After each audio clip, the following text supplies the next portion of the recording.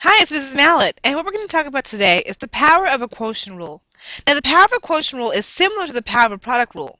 When I said that everything on the inside of the parentheses gets that exponent on the outside, this rule works the exact same way. Only difference is when you think of quotient rule, you want to think of division, and sometimes we associate fractions with division. Okay, so this rule is set up just like that.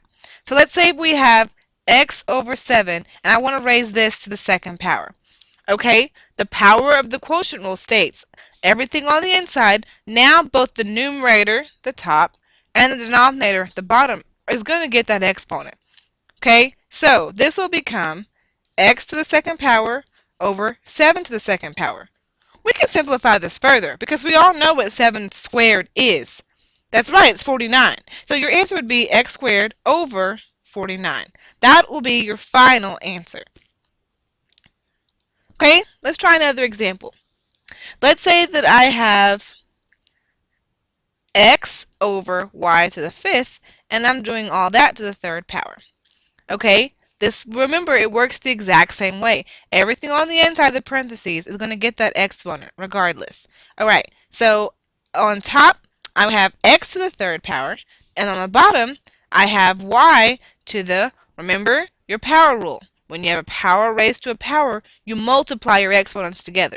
So 3 times 5 is 15, so this would be x to the third power, or x cubed, over y to the 15th.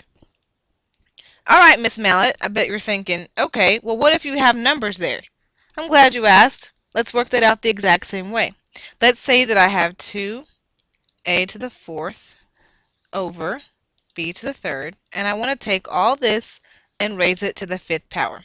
Remember, everything on the inside gets that exponent. Alright, so I have 2 to the fifth power, a to the 20th, because of the 4 times 5, over b to the 15th. Now, what can we simplify here? Exactly, we can simplify this 2 to the fifth power. So now what is that? Remember, that's 2 times 2 times 2 times 2 times 2. That's 5 2's you're multiplying together. So I'll save the trouble, let you know what that is. That's 32. So I have 32 a to the 20th over b to the 15th. And that'll be your final answer. Okay, so the power of a quotient rule takes everything on the inside, now the numerator and the denominator, and raises it to the respective power on the outside of the parentheses. We just learned the power of a quotient rule.